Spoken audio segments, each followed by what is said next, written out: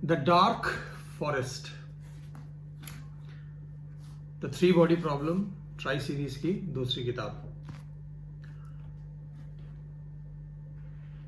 Science fiction का कुछ बहुत ही एक लगाव रहता है एलियंस के साथ, मतलब बगैर एलियंस के साइंस फिक्शन नहीं लिखा जा सकता है। हर राइटर कहीं ना कहीं कोई ऐसी शक्ति जरूर घुसेड़ेगा जो कि मानवों ने कभी नहीं देखी है, और वो इतना ज़्यादा ओवरवेलमिंग है कि उसके साथ मानव समाज या तो नष्ट हो जाएगा या उसका अस्तित्व ही नहीं रहेगा। कम से कम ये तो होता ही है। उसी को आगे बढ़ाती हुई एक और सीरीज साइंस फिक्शन की, द थ्री बॉडी प्रॉब्लम, जिसका मैंने रिव्यू किया था अपने ऋग्वेद वाले रिव्यू से पहले। तो उसका मैंने सेकंड वाला पार्ट पढ़ा। मज़ेदार किताब, बहुत बढ़िया कहानी, मज़ा आया मुझे। 15-20 दिन में पूरी किताब मैंने ख़त्म कर दी।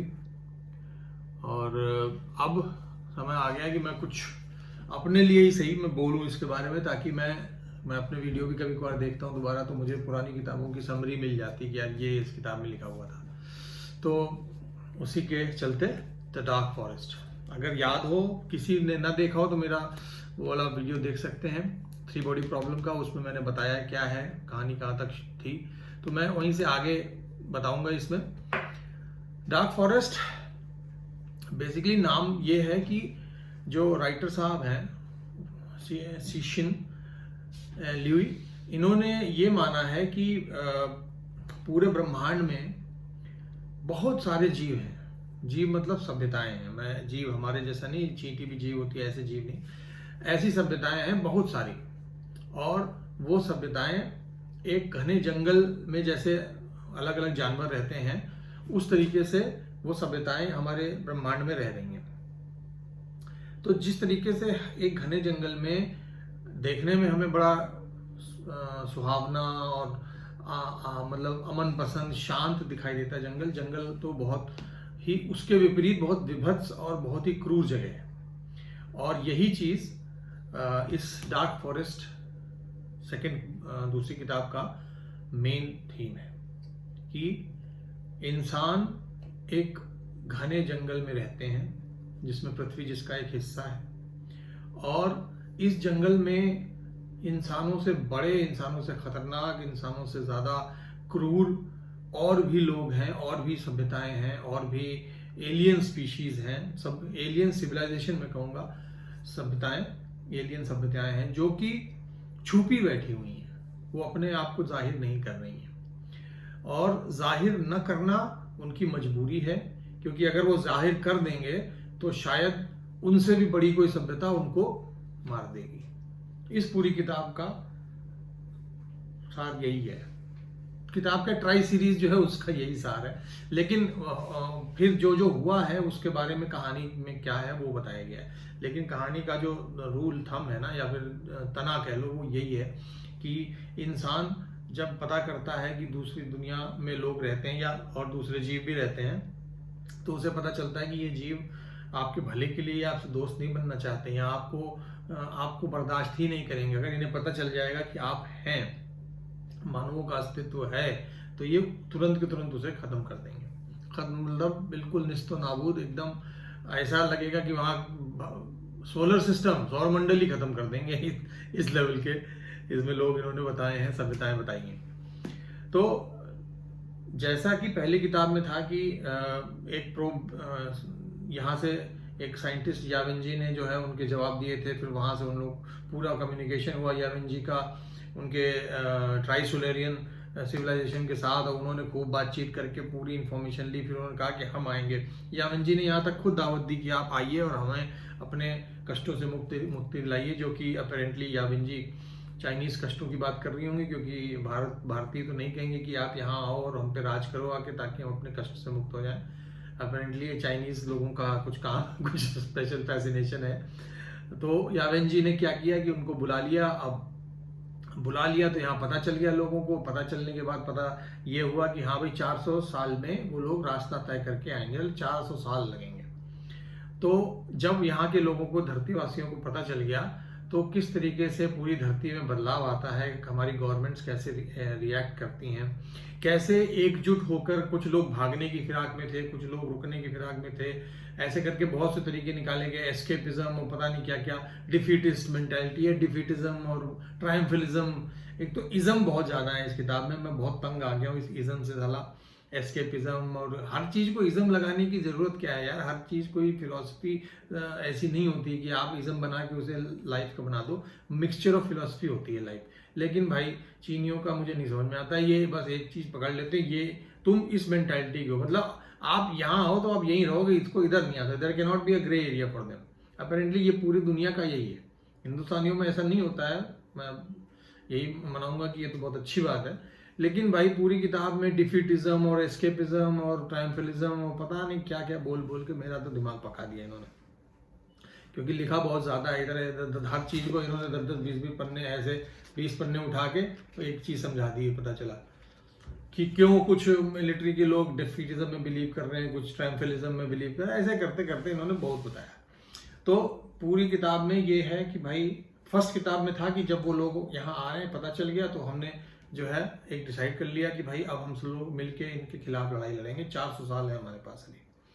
हुआ क्या है कि इन सालों ने क्या किया, ट्राइसिलोरियंस ने एक कुछ ऐसे सोफॉन्स भेज दिए हैं, माइक्रोस्कोपिक या बहुत ही छोटे एटॉमिक लेवल के कंप्यूटर्स हैं, जो कि मल्टी डायमेंशनल, मतलब जो 4 दिशाएं हम लोग जानते हैं, एक्स नहीं, 4 नहीं, XYZ और टाइम, उसके अलावा 11 और डिमेंशंस में फोल्ड हो सकता है। तो वो इतना बड़ा हो सकता है कि पूरी पृथ्वी को उसने छेक लिया है। ऐसे 5-6 इन्होंने सोफॉन भेजे हैं और वो सब कुछ यहाँ की बातें सुनते हैं और तुरंत वहाँ ट्राइसिलोरियंस को बताते हैं। वो तुरंत, मतलब इंस्टेंट कम्युनिकेशन है।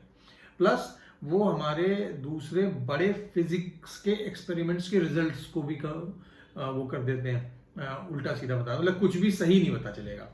तो इन्होंने ये हमारी साइंस को ब्लॉक करने का तरीका निकाला ट्राइसोलेरियंस ने, कि अगर साइंस नहीं इंप्रूव करेगी तो ये लोग भी हमसे लड़ने के लायक नहीं होंगे जब हमारी सेना वहां पहुंचेगी।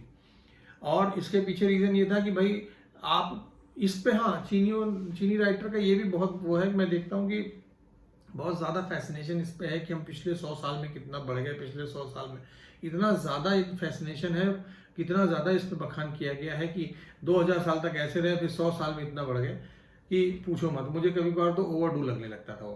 खैर, ट्राइसिलोरियंस को ये लगता था कि अगर 400 साल हमारी सेना को पहुंचने में लगेंगे और चूंकि इनको मानवों को पता चल गया है तो अब मानव तैयार हो जाएंगे और 400 साल में हमारी टेक्नोलॉजी को, हमसे बेहतर टेक्नोलॉजी बना के, एक्सपोनेंशियली चूंकि टेक्नोलॉजी ग्रो करती तो हमसे बेहतर टेक्नोलॉजी बना के ये हमें, हमारी फ्लीट को मार देंगे। और वो जो है, ये भी एक बहुत छुपा हुआ रहस्य है इस किताब का, कि जो डर है आपस का कि ये आज तो मुझसे कम है लेकिन कल ये, जब ये बड़ा हो जाएगा तो कल ये मुझे भी मार देगा।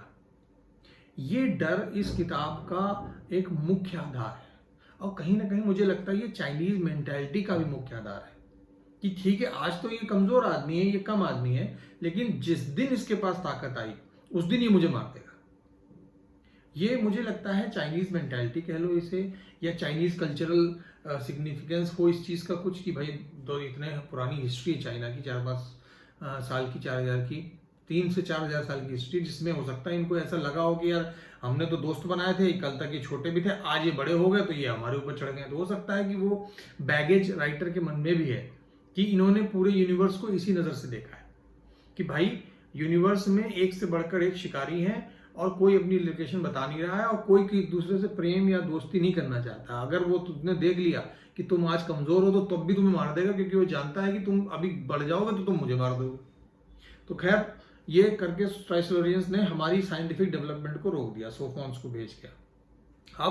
अब जो भी साइंटिफिक डेवलपमेंट है वो 20th सेंचुरी के जो कंप्यूटर, जो भी टेक्नोलॉजी है, जो फिजिक्स की डेवलपमेंट है, केमिस्ट्री फिजिक्स की, जो बेसिक साइंसेस की, वो वहीं रुक गई है।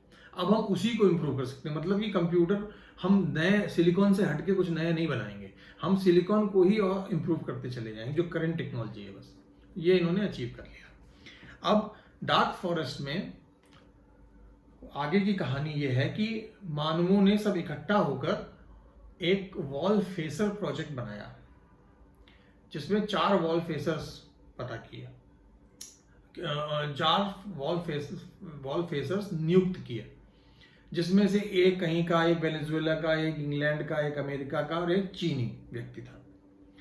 और ये वॉल फेसर्स क्या थे कि इनको कहा गया कि तुम मानवों की तरफ से युद्ध नीति तैयार करो और उसके लिए रिसोर्सेज फ्री हैं, तुम्हारे ऊपर कोई कानून लागू नहीं होता है, जब तक कि तुम बहुत बड़ा कोई मतलब विभत्स काम करने को नहीं कहोगे तब तक हम जो है आपको सारे रिसोर्सेज देंगे, सब करवाएंगे। आप अपने मन में अपने प्लान रखिए और उसके बाद जब वो आएंगे 400 साल बाद, तो आपका प्लान एग्जीक्यूट करवा के हम उनसे लड़ेंगे। और जो बाकी देशों ने अपनी मिलिट्री प्रिपरेशंस कर रखी थी वो तो चली रही थी, मतलब वो तो अपना चल रही थी। वॉल फेसर्स का मेन इसमें था, किताब में वॉल फेसर्स क्या कर रहे हैं। वॉल फेसर्स, एक ने एटम बम बनाने की बात करी बड़े बड़े, एक ने खूब लाखों की तादाद में प्लेन्स बना के उनके शिप्स को अटैक करने की बात करी कि इतना स्वार्म कर दो उनको कि वो पता ही नहीं कर पाए। एक ने कहा कि, एक ने बायोलॉजी पे गया कि देखो मानव का एवोल्यूशन, दिमाग का एवोल्यूशन जो है वो डिसाइड करेगा कि हम किस हद तक लड़ पाएंगे। तो उसने अपना फोकस इस पे लगाया कि मानव अगर इतने बिलियंस हों और वो बिलियंस ऑफ मानव एक साथ सोचें तो वो इतना बड़ा हाइपर कंप्यूटर, सुपर कंप्यूटर बन जाएगा कि वो फिर किसी भी चीज का मुकाबला कर सकता है। फिर हमारे आए चाइनीज साइंटिस्ट जी। चाइनीज साइंटिस्ट को ये नहीं पता था, क्योंकि वो साइंटिस्ट भी नहीं थे, वो भाड़े के साइंटिस्ट बन गए थे, क्योंकि उन्हें कभी लगा था कि हम साइंटिस्ट बन सकते हैं। एस्ट्रोफिजिक्स में उनका था और उनका कोई शुरुआती रुझान भी नहीं था, बट चूंकि वो हमारे हीरो हैं, चाइनीज ऑथर की नॉवेल है, तो वो मैं तो कुछ नहीं कर रहा हूँ, मैं तो ये वो, मैं तो अपनी जिंदगी जी लूंगा। और इवेंचुअली लेकिन सब सारा दारोमदार उन्हीं पे ऊपर जो है वो ले आया गया फाइनली, कि ये इन्होंने जो किया वो जो है वो उसने बचा लिया दुनिया को। तो वॉल फेसर्स प्रोजेक्ट इसमें किताब में काफी महत्व रखता है कि वॉल फेसर्स क्या डिसाइड करते हैं, कैसे डिसाइड करते हैं। लुआओ जी जो चाइनीज वॉल फेसर है, उसको छोड़ के बाकी जितने वॉल फेसर्स थे, इनने ऐसे डायबॉलिकल प्लान बनाए थे जिनसे ह्यूमैनिटी ही नष्ट हो जाती है। तो इवेंचुअली कर करके इनको तो खत्म कर दिया गया। एक ने खुदकुशी कर ली, एक को लोगों ने मार दिया, एक को किसी ने कुछ कर दिया। एक जिसने मानवों के ब्रेन को करने कहा था, उसने एक ऐसी सील बना दी कि भैया अगर उस टेक्निक को इस्तेमाल करके आपके दिमाग में कुछ बोल दिया जाए कि वाटर इज पॉइजन जैसे बोल दिया गया, या एयर इज हॉट, तो आपको हर वक्त गर्मी लगती रहेगी। आप अपने मन से यही बिलीव करोगे कि आपको गर्मी लग रही है। अब मुझे लगा ऐसा चूतिया पर काहे क्या साला, ये कौन तरीका होता है? ये आप इस टेक्निक से एलियन से लड़ेंगे कि चूंकि आधी दुनिया ये माने बैठी कि वो डिफीटिस्ट माने हैं कि हम तो उनसे हार ही जाएंगे, तो हम उनके अंदर एक इम्प्रिंट कर देंगे कि नहीं तुम जीत जाओगे। उसमें भी उसने धोखाधड़ी करी और उसने कह दिया कि बोल रहा है कि हम जीत जाएंगे, लेकिन एक्चुअली में वो डिफीटिस्ट था। और उसने सबके अंदर जो जिसने भी साइन अप किया कि हाँ मेरे अंदर ये सील लगा दो या मेरे अंदर इस तरीके से कर दो कि मैं मानूं इस बात को, तो उसने कहा कि नहीं तुम हार जाओ। बौड़मपंथी की बात है साला, मुझे तो समझ नहीं आई क्या है। बहरहाल पढ़ने में बहुत मजा आया, क्योंकि जो चीज हो रही थी बड़ा एक के बाद एक मजेदार लग रही थी। लेकिन थोड़ी देर जैसे पढ़ के जब सोचने बैठते थे कि क्या मतलब बिल्कुल बौड़ो में यार, तुम क्या कैसी बात कर रहे हैं, ऐसे कैसे हो सकता है। लेकिन खैर भाई राइटर का अपना सोचना है, मैं तो उसमें क्या ही कहूँ। तो लुआओ जी हमारे जो थे, लुआओ जी ने जो तरीका निकाला, लुआओ जी ने चूंकि एस्ट्रोफिजिक्स थे, फिजिसिस्ट थे, जो कि बाकी दूसरे और कोई नहीं जान पाए, मतलब दुनिया में बड़े बड़े फिजिसिस्ट पड़े हुए हैं, लेकिन ये बात से लुआओ जी के मन में आई कि अगर साले सब ये जितने हैं ये सब छुपे बैठे हैं, तो और मैंने किसी को देख लिया है और उसने मुझे देख लिया, वो मुझे मारने आ रहा है, तो अब मैं उससे लड़ नहीं सकता हूं, मेरी ताकत उसकी जितनी नहीं, तो मैं क्या करूं, मैं शोर मचाने लग जाऊंगा, वो देखो वहां कौन, वो देखो वहां कौन बैठा, वो देखो उसको देखो उसको देखो। तो मैं ये उसको धमकी दूंगा कि देखो मैं तुम्हारी जगह बता दूंगा तो तुम मर जाओगे। और वैसे तो मैं भी मर जाऊं, क्योंकि मैं चिल्ला रहा हूं तो मेरी आवाज, लेकिन चूंकि मैं चिल्ला रहा हूं कि देखो वहां कोई बैठा है, तो मेरे दोनों को लोग, मतलब मैं म्यूचुअली एश्योर्ड डिस्ट्रक्शन की अगर मेरी फटी तो मैं साले तेरी तो फाड़ी दूंगा वाले उस पे आ गए। लुआओ जी ने ये किया कि एक ऐसा कहा उनने, जैसे मान लो कोई बैठा हो कि एक ऐसे डेला उठाया और फेंका और दूर कहीं जाके डेला वो गिरा जाकर, उसने आवाज करी, अचानक से वहां पे गोली लगी आके धाड़, जैसे मूवीज में नहीं होता है कि किसी ने छुप के बैठा हुआ ऐसे दूर फेंका तो उसने, तो उधर से स्नाइपर ने गोली मारी। तो वैसे लोहा जी ने एक काम किया कि एक जगह सिग्नल भेजा कि देखो यहाँ पे ये तारामंडल बहुत चमक रहा है, इसमें एक ग्रह है जिसमें जीवन है, जबकि वहां कुछ नहीं था। दूर से पता चला 50-60 साल में उसको उस ग्रह के उस पूरे सौरमंडल को ही उड़ा दिया गया। तो लोहा जी भाई साहब ने अपना तरीका निकाल लिया कि हम इस पे रहेंगे कि देखो अगर मेरी तरफ आए तो मैं चिल्ला दूंगा कि तुम हो और तुम भी मर जाओगे। तो भैया ट्राइसोलोरियन डर गए, उन्होंने कहा नहीं ऐसा मत करना, हम जो है हम नहीं हम बिल्कुल। उन्होंने फिर अपनी डिमांड्स रखवा ली कि साइंस को हमारे बढ़ाओ, हमारे सोफॉन्स हटाओ और फलाना और ये वो दुनिया भर का सब इन्होंने मनवा लिया उनसे। एक अनईजी सा पीस ले आए। यही इस किताब की पूरी मद्दो मुवाद है, जो भी आप कह लो, इसका लब्बो लुबाब है ना। इतनी मोटी किताब है लेकिन कहानी यही है, मजेदार कहानी है, फास्ट पेस, जैसे लगता है कि मूवी बनाने के लिए लिखी गई है ये किताब। और एक बड़े बरगद के पेड़ की तरह लिखी गई है कि जो तना चल रहा है, जो मेन कहानी चल रही है, उसके अगल बगल की जो शाखाएं हैं, जो मेन शाखा निकल रही है वो भी भूल जाओ, जो साइड की शाखा नहीं होती कि यार साला अभी है नहीं है, वो भी इतनी डिटेल में लिखी गई ना, छोटी छोटी बातें कि यार कभी कभार तो लगता है यही एक सेक्शन है क्या कहानी का, फिर अचानक से बंद हो जाता है, वो कैरेक्टर मर गया या कुछ हुआ वो बंद हो जाता है, फिर वो आप मेन कहानी पे आते हो। लेकिन तो बरगद के पेड़ की तरह जो छोटी शाखाएं भी है वो भी बहुत डिटेल में लिखी गई है, बड़ा मजेदार तरीके से। इसीलिए इतनी 500 पन्ने मैंने 15 दिन में पढ़ लिए, 20-30 पन्ने पढ़ जाते थे एक दिन में। बस एक दिक्कत मुझे लगी, बोरिंग लिखाई बहुत है यार, साला मतलब नहीं क्या तुम समझा रहे, एस्केपिज्म, डिफीटिज्म, फलानाइज्म, ये भाई हमारा तो मेरे भेजे में तो घुसता नहीं। अच्छा, भारत का कोई नाम नहीं इसमें कि चाइना सुपर पावर है एशिया का, फिर रशिया है, उधर यूरोप है, और फिर क्या कहते हैं अमेरिका है, और साउथ अमेरिका और अफ्रीका तो मरने के लिए बने हैं, मतलब तो इन्होंने अपने आप को चाइना को उसमें ले आए और बाकी वर्ल्ड अपना अलग कर लिया। ये तो टिपिकल चाइनीज वाला जो है अपना नौटंकी चल रही है, वो तो चल ही रही है मतलब। खैर, अब मैं इसको एक बहुत बेसिक स्पॉइलर दे देता हूँ, अगर तो मेरा अभी तक का बातें स्पॉइलर ना हो तो ये स्पॉइलर तो पक्का होगा।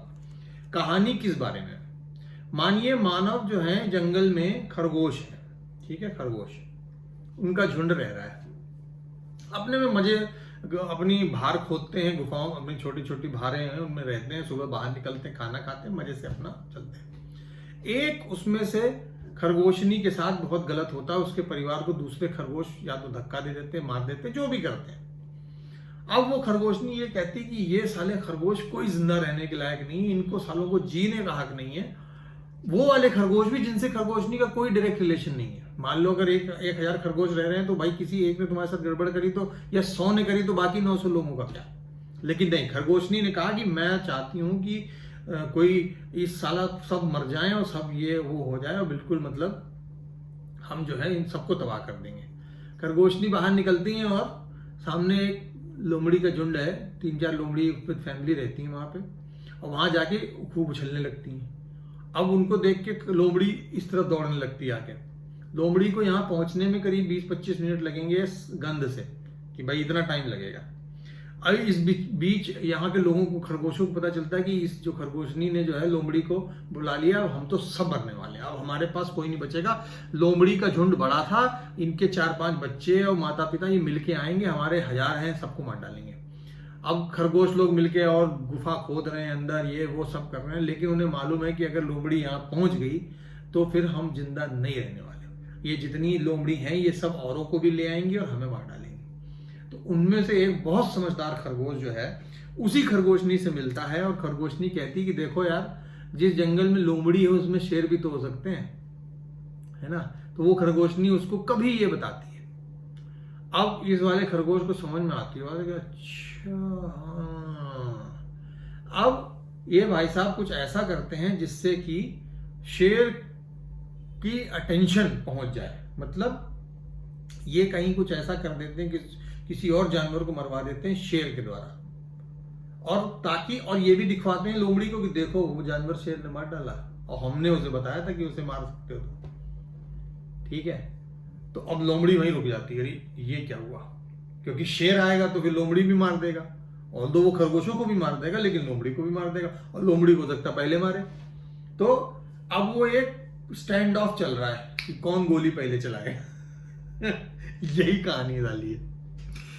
डेथ एंड इसका जो तीसरा पार्ट है उसमें हमें लगता है कि भाई गोली चल जाती है और इंसान मर जाते हैं। जो मैंने जो कुछ भी अभी तक इसमें देखा है या थोड़ा बहुत यूट्यूब पे भी देखा, क्योंकि मेरा पढ़ने का मन नहीं है इसके आगे, बहुत बचकानी कहानी है यार, मतलब ठीक है, okay it's good to read, but पहली बात तो मैं ये मानने को मेरा दिल नहीं करता है कि यूनिवर्स एक जंगल है जिसमें हर कोई एक दूसरे का खून का प्यासा है। मे बी चाइनीज ऐसा मान सकते हैं लेकिन हम तो नहीं मानते ऐसा। दूसरा ये कि कोई अगर अच्छा मतलब जो उनके वेपन्स हैं जो इसमें दिखाया गया है कि किताब के आखिरी में ये है कि जो इंसानों ने जो भी 300-200 सालों में जो भी तरीका निकाला था, अपनी खूब सेना बनाई थी और वो सब बना के तैयार किया था, 1000 शिप्स बनाई थी, 2000 शिप्स, उसको उनकी तरफ से ट्राइसलोरियंस ने एक वेपन भेजा जो कि 3 से 4 मीटर का या 2 मीटर का एक ड्रॉप ऐसा था, ऐसे बूंद के शेप का वेपन था, बिल्कुल मर्क्यूरी जैसा चमकीला, बिल्कुल उसमें कहीं से कोई दाग नहीं, कुछ नहीं, आप कितना भी एटॉमिक लेवल पे देखते चले जाओ, बिल्कुल स्मूथ। उसने आधे घंटे में मानवों की 1000 शिप 2000 शिप्स खत्म कर दी। अब जब मैंने ये था ना, मेरा मूड वहां खराब हुआ। ये वही बात होगी कि सुपरमैन वाली मूवीज क्यों नहीं चलती हैं। सुपरमैन इतना पावरफुल है कि उस पर आप मूवी बना ही नहीं सकते हो। अगर कोई इतना पावरफुल है कि वो सब उसकी चुटकी बजाने से ग्रह नष्ट हो सकते हैं, तो आप कैसे लड़ोगे ऐसे किसी व्यक्ति से? फिर अगर असल में होता, जैसे मान लीजिए हम यहाँ बैठे हैं, वाकई में कोई ऐसा होता जीव, तब तो हम मानते हैं, हम तो भाई डरते उसकी पूजा करते हैं। लेकिन एक राइटर की सोच है और एक किताब के लिखे अक्षर हैं, उसमें आपने ऐसी कहानी लिखी जिसमें जो वो हैं, और वो भी इतने बड़े ताकतवर नहीं, उनसे बड़े बड़े ताकतवर वाले मौजूद है, क्योंकि जिस सिविलाइजेशन ने एक सौरमंडल को तबाह कर दिया, वो इससे भी बड़ा, ट्राइसोलेरियन से बड़ा भोकाली आदमी है। तो मुझे ऐसा लगा कि यार ये जिसके पास इस लेवल की ताकत होगी ना कि वो कुछ भी तबाह कर सकता है, उसको धरती से क्या लेना देना यार है? वो ये नहीं ढूंढ सकता कि और पता नहीं कितनी सैकड़ों धरतियां होंगी जहां पे वो जाके अपने ट्राइसोलेरियंस अपने ग्रह से इसलिए भाग रहे हैं क्योंकि उनका ग्रह जो है वो 3 सूरजों के बीच में घूमता है, और वहां पे वेदर पैटर्न बहुत टेढ़े मेढ़े हो जाते हैं, मतलब सिविलाइजेशन नष्ट हो जाती है फिर पनपती है, ऐसा है। तो वो वहां से भागना चाहते हैं। उन्हें धरती का जब डिस्क्रिप्शन मिलता है तो उन्हें लगता है यार ये तो स्वर्ग है मेरे लिए। तो वो भाई साहब जो है क्या करते हैं कि वहां से अपना एक वेपन भेजते हैं और लोगों को भेजते हैं। जिसके पास इस लेवल की ताकत है कि भाई वो एक बूंद से उसने पूरी धरती को नष्ट कर सकता है, मतलब इतना घबरा गए धरती के लोग उस बूंद को देख के कि यार ये तो धरती को छेदती जा सकती है, इतनी ताकत थी उस चीज में। तो जब ऐसी कोई विलन आ जाए तो क्या ही करोगे बताओ? फिर तो इंटरेस्टिंग राइटिंग नहीं रह जाती ना वो। फिर क्या राइटिंग? कुछ भी नहीं राइटिंग वो। रियलिस्टिकली मैं सोचूं तो ऐसा तो पहली बात तो एग्जिस्ट नहीं करेंगे लोग कि फिजिक्स के नियम ही त्याग दें। हमारे ऊपर सारे फिजिक्स के नियम अप्लाई हैं और एलियंस के ऊपर नहीं है, चलो भाई मान लिया ही होगा कोई तरीका ऐसा। लेकिन कहानी के रूप में भी ये मानने लायक नहीं लगता। ये बहुत ही बोरिंग राइटिंग की तरह दिखाई देती कि अच्छा इतना बड़ा है, इससे कैसे लड़ो, भगवान से कैसे लड़ लोगे तुम भाई? इसीलिए डेथ एंड में तीसरे पार्ट में धरती नष्ट हो जाती है, क्योंकि भगवान से कैसे लड़ो? और तुम उससे बड़े बड़े भगवान बैठे जो कि एक एलियन रेस है जिसने जब धरती का सिग्नल देखा पहली बार वाला, जिसने एक सौर मंडल को तबाह किया, तो उसने एक फोल्डिंग फॉयल भेजी सौर मंडल की तरफ हमारे, जो कि पूरे सौर मंडल को 2D में कन्वर्ट कर देगी, 3D खत्म कर देगी। बताओ, अब जो इतना बड़ा वो है हाउकार, उसको एक बुद्धि सी धरती पे इतना मतलब लग रहा है उसे, है इतने बड़े ब्रह्मांड में। और ये बहुत सबसे नजदीकी तारा मंडल में रहते हैं ये ट्राइसोलेरियंस, बहुत दूर नहीं रहते हैं हमसे। तो मुझे ऐसा फील हुआ कि यार बहुत बढ़िया राइटिंग नहीं है। पता नहीं इतना हंगामा क्यों काटा गया इसका, क्योंकि कुछ लोगों को हंगामा काटने की आदत है। कि भाई बिल्कुल इंटरेस्टिंग, जैसे जॉर्ज आर मार्टिन, जो हमारे गेम ऑफ थ्रोन्स के writer, a breakthrough book, a unique blend of scientific and philosophical speculation, conspiracy and theory and cosmology. कुछ भी बोल रहे हो यार, है इतना भी कुछ नहीं है। ओके ओके किताब है, जस्ट लाइक कई सारी हैं, जैसे ड्यून है और भी है। ड्यून भी सारा बड़ों तरह की किताब है, वो उसको हंगामा काट दिया गया, पता नहीं क्या है। वैसे ही ये भी है, डार्क फॉरेस्ट और सिक्सटीन ल्यू की थ्री बॉडी प्रॉब्लम, एलेबरेट है, डिटेल्ड है, लेकिन जो कहोगे बहुत मीनिंगफुल है।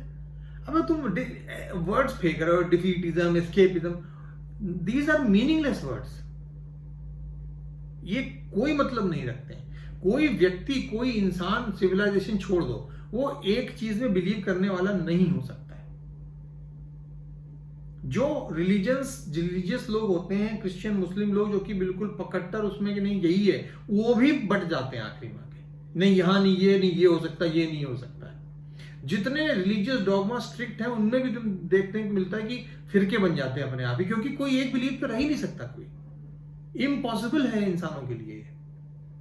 तो ये इसमें मानना कि कोई एक डिफीटिस्ट है तो वो डिफीटिस्ट ही है, वो पूरी जिंदगी डिफीटिज्म में निकाल दिया, मुझे नहीं समझ में आता। कहानी का माहौल बहुत गंभीर बनाया गया है, लग रहा है कि डर है, कुछ हो जाएगा, लेकिन अचानक से बीच बीच में बोरिंग हो जाती है। फिर वो पढ़ती, अक्सर बड़ी किताबों में होता है, बीच में बोरिंग होती है, फिर वो वापस से पेज पकड़ती, फिर बोरिंग हो जाती है। ओवरऑल कहानी का जो मादा है ना, उस पर मुझे बहुत भरोसा नहीं आया, मुझे बहुत मजा नहीं आया उसमें। इतना बड़ा विलन है जो कि बस आके उसने एक भेजा, उसने सब हमारी शिप्स उड़ा दी, हमारी 400 साल की हमारी मेहनत को खत्म कर दिया। अच्छा ठीक है, माना कि हमारे जो लार्ज हाइड्रॉन कोलाइडर और पार्टिकल एक्सीलरेटर हैं, उनमें रिजल्ट गलत आ रहे हैं। इंसानी बुद्धि तो सोफोन ने नहीं बंद कर रखी। थ्योरेटिकल फिजिसिस्ट क्या कर रहे हैं 400 साल में? वो यार मैथमेटिक्स वाले, जो फिजिसिस्ट मैथ से काम कर चलाते हैं, वो मैथ से बैठे बैठे, कमरे में बैठे बैठे पता लगा लेते हैं कि यहाँ ब्लैक होल है या होना चाहिए, ब्लैक होल जैसी कोई चीज होनी चाहिए। उसके लिए किसी को कोई एक्सपेरिमेंट की जरूरत नहीं, एक्सपेरिमेंट तो बहुत बाद में प्रूव करते हैं उस चीज को। पता नहीं इस बात को क्यों नहीं है सिक्सटीन ल्यू समझ पाई है कि आधे से ज्यादा इंसानी जो साइंटिफिक डेवलपमेंट है वो तो इस वजह से हुई है क्योंकि वो जो है मैथमेटिक्स के जरिए प्रूव हो गए थे सारे। आइंस्टाइन की जो थ्योरी है कि वो कोई बहुत हैवी गुरुत्व वाला ऑब्जेक्ट लाइट को प्रकाश को बेंड कर देगा, इन्होंने कोई देखा था कि सूरज का प्रकाश अगर किसी और बड़े सूरज के पास से गुजरेगा तो बेंड हो जाएगा? ये तो बैठे बैठे अपने सोच रहे, तो सोचते सोचते लिख दिया कि यार ऐसा होगा, हाँ यही होगा। ठीक है ना? तो फिजिक्स की थ्योरीज प्रैक्टिकल तो बहुत बाद में होते हैं, 100 साल बाद होते हैं, थ्योरीज बहुत पहले बन जाती है। पूरी तौर पे इग्नोर कर दिया चाइनीज राइटर ने, नहीं समझ पाए ये, इसीलिए इनके रॉकेट गिरा करते चीनियों के ये बेसिक चीजें नहीं समझ पाते क्योंकि इंसानी दिमाग पे सोफॉन्स का कोई कब्जा नहीं है। इंसानी दिमाग कितनी भी दूर सोच सकता है। चलो यही सब कमियां थी इनकी राइटिंग में जो मुझे लगी कि ठीक है, लेकिन बढ़िया है, मैं पढ़ने को पढ़ी जा सकती है, अच्छा लगेगा। बहुत फास्ट पेस्ड, एकदम स्पाई थ्रिलर की तरह है, मतलब कुछ ना कुछ होता रहा है, यहाँ से कुछ हो गया, बड़े बड़े ईटीओ का प्लान और ये वो, मतलब लगे यार क्या, जैसे जेम्स बॉन्ड की मूवीज नहीं होती थी पहले, या तिरंगा मूवी होती थी कि गुंडा स्वामी जो है कहीं दूर अपना इलाके में बना रखा है उन्होंने, वहां हिंदुस्तान में रह के एक अलग से आर्मी बना रहे हैं, उस लेवल का है। मतलब बिल्कुल लगेगा कि तिरंगा टाइप की मूवी चल रही कोई, बट ओवरऑल तो एम ही कॉन्सेप्ट है। यूट्यूब में तो भरा पड़ा, मुझे तो लगा अच्छा ठीक है भाई, आपको मानना है मान लो, मेरा दिमाग मानने को नहीं तैयार है कि जो एक ये जो समाज है वो, या कॉस्मिक समाज, ब्रह्मांड का जो समाज है वो इस तरीके से बिहेव करेगा कि सब हंटर ही है। क्योंकि हमारे यहाँ आधे से ज्यादा हंटर्स नहीं होते, हमारे यहाँ आधे से ज्यादा कई तरीके के जीव हैं जो कि प्रकाश से भी अपना जीवन लेते हैं, और उससे भी जो कुछ प्रकाश से जीवन लेने वाले जो है उनको खाते हैं, शाकाहारी भी शाकाहारी। ठीक है, एक सिस्टम है पूरा, हर कोई प्रेडेटर नहीं है नहीं, तो कुछ बात उसमें मुझे नहीं समझ में आई। किताब अच्छी थी कि किताब का जो मेन जो वो वो था ना, वो मुझे मजेदार नहीं लगा। किताब के लिखने का स्टाइल बहुत अच्छा था। शायद मैं कभी दोबारा मन करे 4-5 महीने बाद तो डार्क डेथ सेंड में खरीद लूँ और पढ़ डालूँ, क्योंकि मन में एक ओसीडी वाला रहता है, अरे यार खत्म नहीं किया, तो वो मेरे साथ है। बाकी ठीक है, इट्स फाइन। और इसी के साथ मैं अपना जो भी है इसकी कहानी के बारे में ख़त्म करता हूँ, मेरे लिए हो गया। नेक्स्ट अभी मैंने डिसाइड नहीं करी कौन सी किताब पढ़नी है, और जल्दी ही डिसाइड करेंगे। यजुर्वेद, द सेल्फिश जीन, और एक और किताब है मेरे पास ड्यून रखी हुई, मैं सोचता हूँ पढ़ लूँ। इन तीनों में से कंपटीशन है, जो भी जीत जाए, जिसका भी मेरा मन कर जाए, बस वही मैं पढ़ लूँगा उठा के। जय हिंद।